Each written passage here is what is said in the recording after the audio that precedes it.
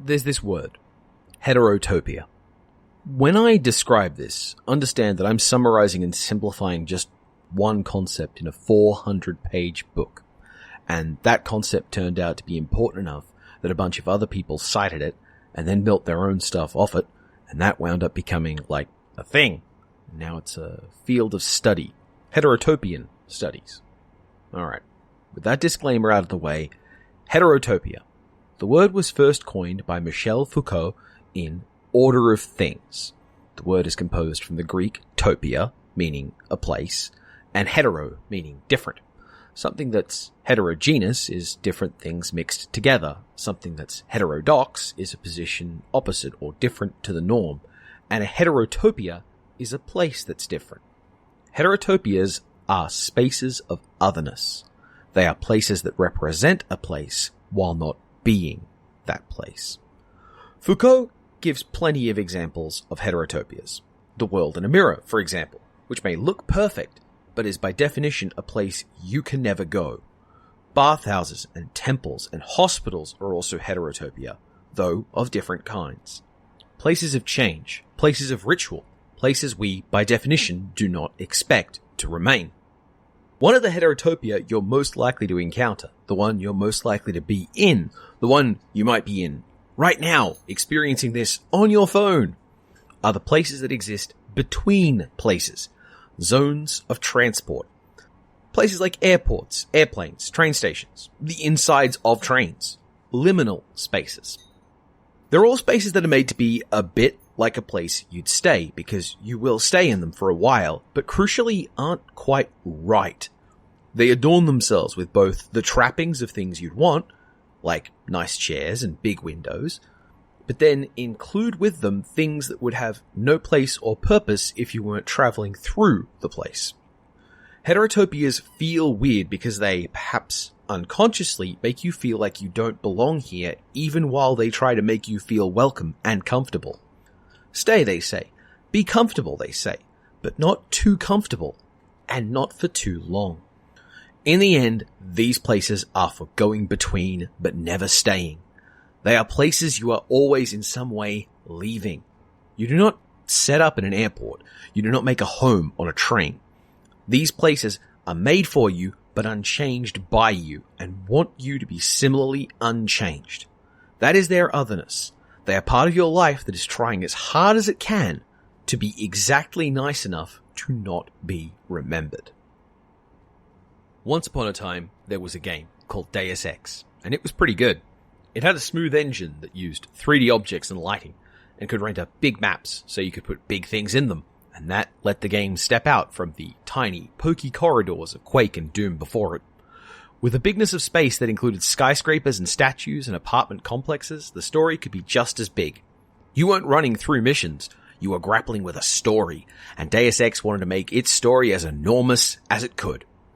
The original Deus Ex is still something I kind of pine for, but when I think of that, in that light, I have to recognize that my memory of Deus Ex is much more about that time of my life. I remember being impressed that it had a story and that it had an inventory system, that I could avoid fights, but I don't remember what I spent my upgrades on, or the weapons I used, or how I used the stealth in the game. It felt more technically awesome to me than actually fun. Part of this memory is that I had played with the modding tools for Quake. I had tried to make maps and objects like these of office spaces in my old school. If you've ever used those tools, you'd understand how amazingly difficult it was to even make something as simple as a working desk. I fancied at the time that I really appreciated how hard it was to make Deus Ex, so I had some greater depth to my awe in the game. So many office spaces, so many cubicles, and none of them completely identical. I was fascinated with those spaces that you were supposed to forget. Those skills never amounted to anything you'd recognize, of course. Nothing at that time in my life that I ever made, not really, lasted or stuck around except in my head as lessons on how to do things, finish things, and perhaps a little too much practice in Photoshop. To compare my efforts to those of Ironstorm was positively ridiculous, yet it did make me think about the spaces I was occupying, the places I moved through and out of, and it changed me a little. I think it's pretty reasonable of me to accept that the J.C. Denton era of video games that I enjoyed is over. Not only is it over, but it's now markedly worse because rather than a singular experience of mysteries and unanswerable questions, Deus Ex has died and become bland. What was once a game of uncertainty and questioning for answers has now become a long, slow, grinding slog of a franchise filled with answers and lore. There are 6 main Deus Ex games according to the Wikipedia page. Deus Ex, Invisible War, Human Revolution, The Fall, Go, and Mankind Divided. I most recently finished Mankind Divided, which, along with every non-Invisible War game, has been a prequel to the original Deus Ex. As a game, Mankind Divided is... well, I did finish it. I did describe it in private as a slightly bad Dishonored 2, which I do stand by now. It's not even that it's necessarily bad as a game, it's just that most of my experience skulking and climbing around on ductwork and knocking out guards is gonna make me think of Dishonored 2, and I like that a lot. Turns out you could be a pretty mediocre Dishonored 2, and you'll still be enjoyable enough that I'll finish you. It isn't great. The stealth system is a bit rubbish, considering it's meant to be one of the game's features. The upgrade system seems totally unnecessary, and mostly about giving you new ways to shooty-bang people. The controls are designed for gamepad and therefore have obvious holes in keyboard control, and the addition of a blink mechanic only furthered my feeling that it'd be a lot better if it was Dishonored 2. That's on me though. I thought Bioshock Infinite would have been improved vastly by being Dishonored. Also, the loading times. Oh my god, the loading times. Loading was usually a matter of a minute or more, of watching Adam Jensen either standing in a train or trudging down a train tunnel. When we examine games, it's easy to examine what the games have in them. It's harder to examine what a game is about. Some games are really deliberately obscure, avoiding telling you what they're trying to be about, because they want you to work it out. They want you to come to it yourself.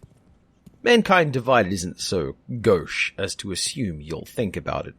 I know writers who use subtext, and they're all cowards. The Adam Jensen Deus Exen, ever since the first 2, have had some pretty clear aspirations towards relevance. The world it wants to show is a world with problems like ours. The augmented humans of Mankind Divided are directly compared to modern-day axes of oppression, racism most pertinently, but also economic disparity and sexism. With David Cage's They're all cowards. Detroit becoming human in the news, it might seem positively pleasant that Mankind Divided seems a bit less ridiculously ham-fisted and incompetent. But make no mistake, Mankind Divided is the work of ninnies too. Let's explain one of the most basic and obvious problems you have when you compare orgs to anything else. When you compare things, you present ways the things are similar. When you're talking about a fictional group and comparing their struggles to the real-world struggles of a non-fictional group, you are saying that you think those two things are similar. If you draw a comparison that makes no sense or that has an obvious flaw, and you don't draw attention to that, or explain the discrepancy, you're kind of leaving it implied that you didn't think of that. In Deus Ex Mankind Divided, the comparison between black people and orgs runs into a problem. Some problems. Lots of problems. Lots of problems that we can summarize with one problem.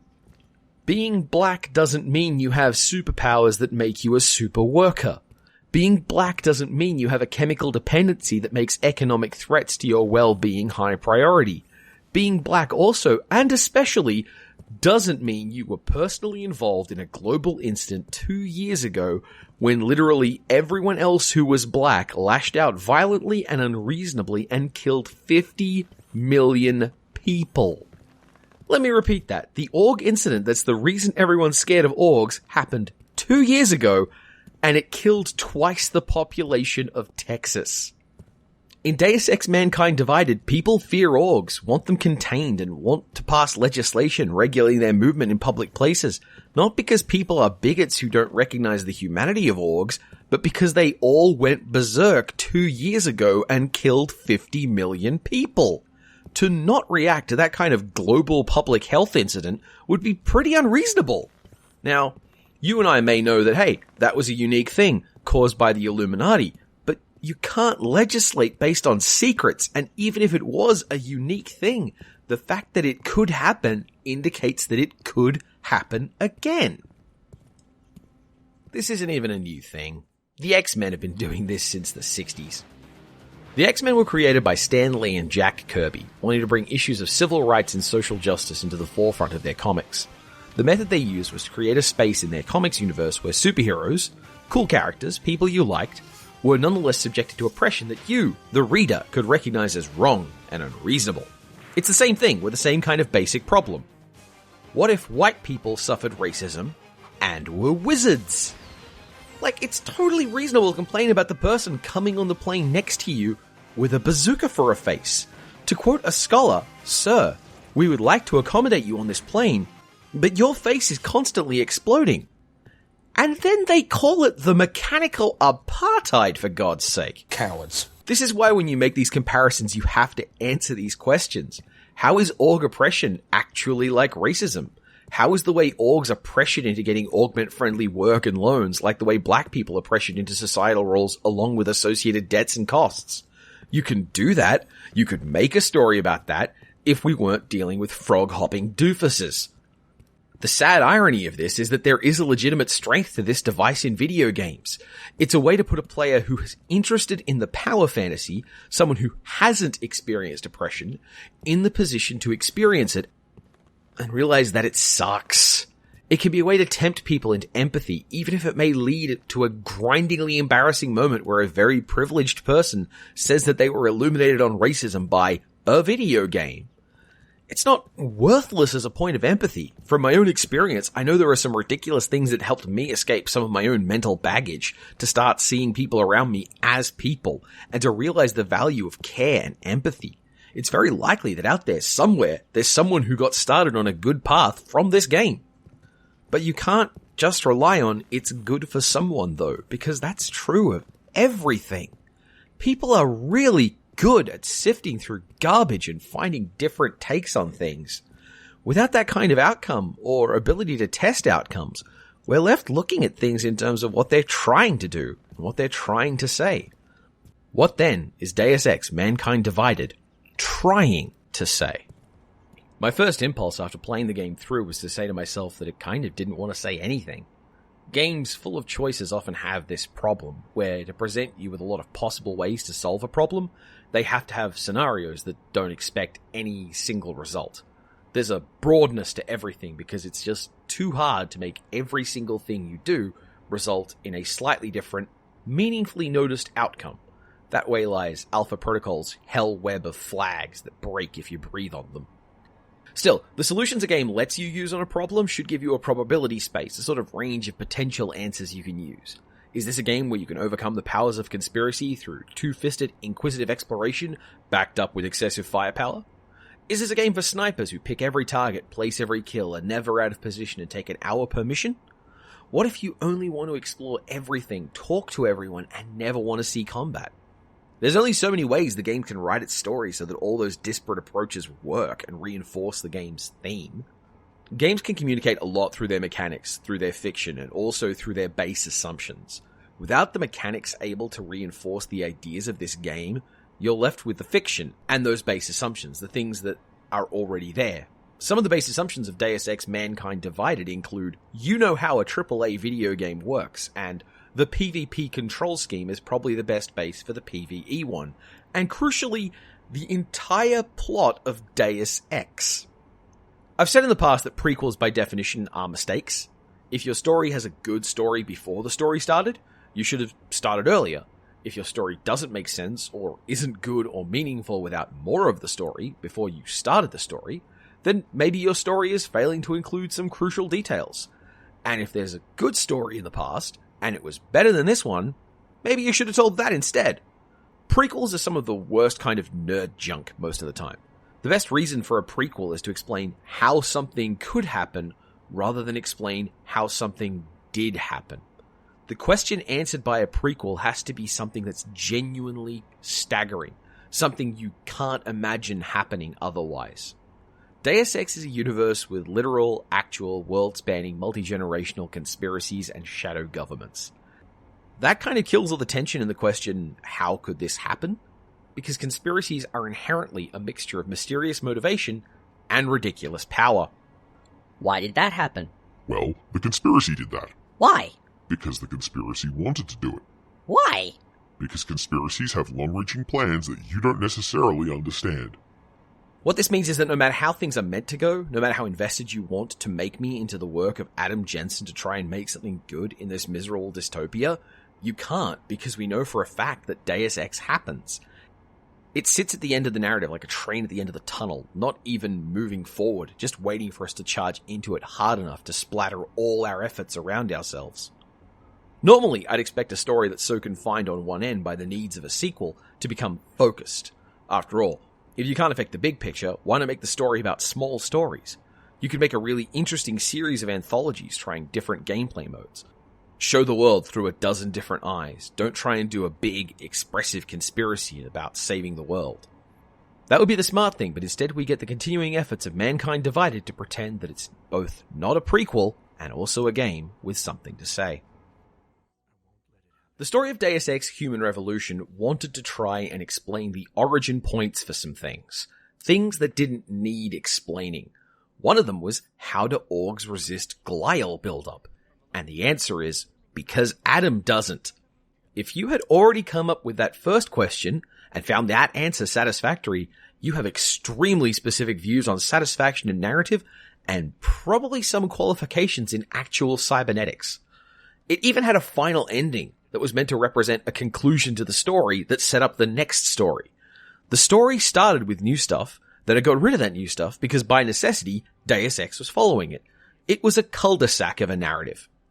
While Human Revolution was an unnecessary prequel, Mankind Divided is even more so. Now it has to undo the finality of Human Revolution, where Adam dies, and introduce a new threat that still can't be so important it changes the events of Deus Ex. Jasper Jules in Half Real describes video games as existing on a pair of polarities as games of emergence versus games of progression. A game of progression is one where the game has, in some way, a vision of the beginning and the end, and you play to get from one to the other. That's the basic structure of Deus Ex Mankind Divided, and it's telling how much of the game doesn't really care about anything in between. The game will notice that you're not going kill happy, and it gives you a pair of binary choices that give you more options in the fiction, but in the end, you are progressing from one thing to the next. Lots of different ways to progress, but the game will not, in the end, give you something that the designers did not very deliberately intend. That's fine. Lots of games do that. But Mankind Divided is a game that structures those narrative checkpoints such that it's very easy to feel like literally nothing you're doing really matters, and you're just waiting for the game train to take you to the next stop. On a related note, one of the things that the game hypothetically can do for you as you travel through it is give you things like ghost and pacifist achievements. Since in this game, behavior you have nothing to do with can accidentally result in breaking that, like NPCs who are already unconscious falling about a half inch, resulting in a sudden demise, it makes it hard to care about those bonuses. What this means for you is that most of your experience, no matter how much faffing around you do between those points, is only going to recognize those points. And if you try to break free of the plot or do your own thing, it's not really going to notice everything that happens in Mankind Divided. Even the really interesting things they introduce, like questions of Adam's fundamental identity or his relationship to glial implants, it's just dropped. Because they don't want to say anything. Because they can't. Deus Ex Mankind Divided is a plot cul-de-sac off plot cul-de-sac. It is coming from nowhere and it can go nowhere.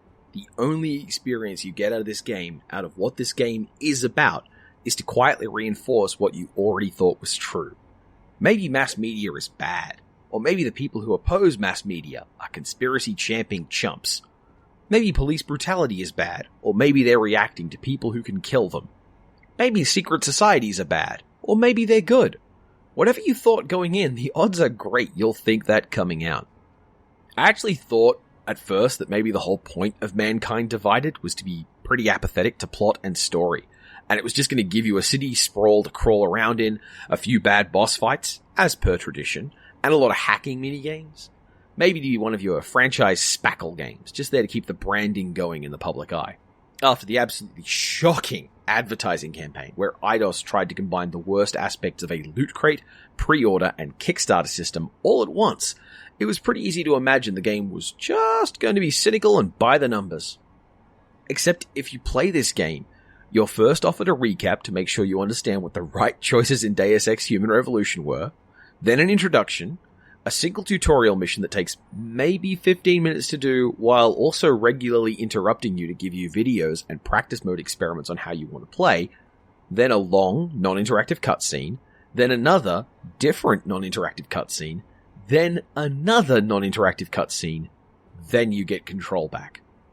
You don't spend 2/3 of your first hour of runtime making players sit down and watch video that gives you backstory and motivations if you're not about something. It's ham-fisted, sure. Vega and Adam have a 10-minute long conversation that basically maps out the story beats, setting the tone as a pair of positions that are less at war and more sitting next to each other too closely on the bus. But, Christ, look at this.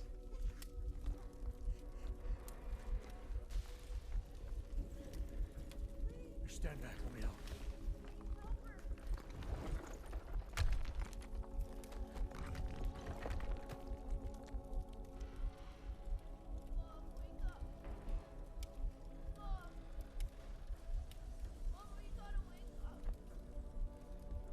You don't do meaningful moments with dying mothers in the rubble of a terrorist attack if you're not trying to express something.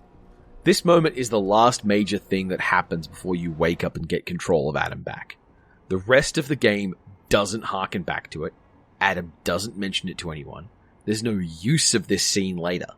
If it was cut out of the game, you'd never notice it because after this moment, it never comes up again. So, all of that introduction builds up to this moment, and then this moment only matters for this moment. You can recognize this as an important moment because of how it's shot. But is it? Is it actually important? Or is this just another moment that you're meant to pass through, unchanged? The inability of Deus Ex Mankind Divided to commit to any of its ideas, to make a choice about things like mass media, corporations, the proper and appropriate use of violence, whether violent means can make peaceful ends, whether or not conspiracy is bad, is what hollows out all this good intention. The one issue it wants to stake a claim on makes it laughable, because racism and anti-transhumanism are not remotely similar problems.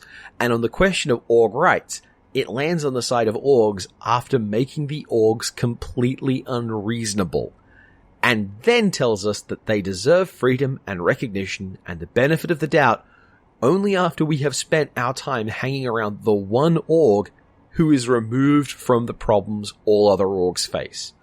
They even have you held up at checkpoints to emphasize, hey, the cops are keeping their eye on you. But they're keeping an eye on you because you're traveling around town with a bazooka on your shoulder all the time. And all they do is check your papers and tell you to move on. It's not that you can't get anything out of a game that's going nowhere. There are plenty of games that go nowhere and that's fine. Hell, in this blasted hellscape of a life on this earth, everything ends. You're going to walk away from some things you thought were the most important thing in your life and look back only to see all of it that mattered in the long term is how it changed you for the experience. But Deus Ex Mankind Divided doesn't want to change you. It doesn't want you to be challenged in your positions, and it doesn't want to make you think, because if it did, it would have to commit to one or more of its many possible positions in a cloud of potential text. If Mankind Divided had an opinion on something, it would have to have an opinion on something. And thus we come back to Foucault and the Heterotopia. Mankind Divided is, as a game, as a fiction, as an experience, a train. You are there to wait, to be comfortable waiting, and to emerge changed as little as possible for the experience of your waiting. You're left, after all of that, here, in this place, the place you can't commit to staying, the place that cannot be real, a place that literally only wants you to travel through it and move on. The only thing Deus Ex Mankind Divided offers you is the understanding that it has nothing to offer you. Whatever you brought in, it will tell you was already right.